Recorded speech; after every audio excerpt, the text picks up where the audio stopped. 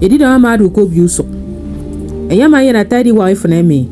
esi todi nwan enywe na mention si onpo efene no ye edida me ama ye ne wan ke ye ndi to iba mi fune si me ma yunwe do iban enywe ye ni edi wang dito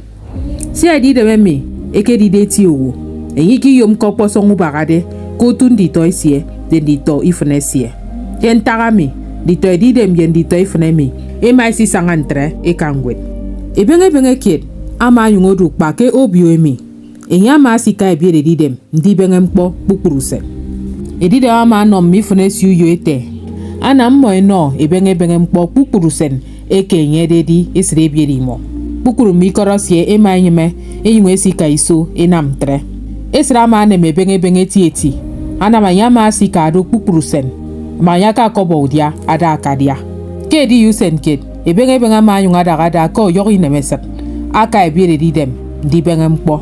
ke yama ke samdo ofune didem kid emiesi fopte nye ama di kurenye oyungo dogo nyete eberi mo ikida mkpo isogonye kata bibi ni enyama fiaka di ye kukubok ebenge ma nemesat oyungo bonye kuemi orugu songonyon ke yama ko woroke otobe didem enyama kundito ke yongwet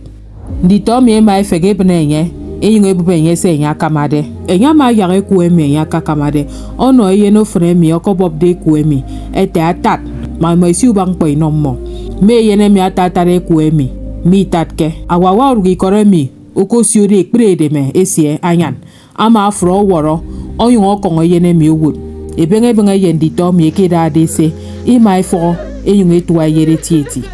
ku fodn fo emi ebenge ma si kwo okwote aname tingpo na manoide anami diongpo na manoide so woto de kodok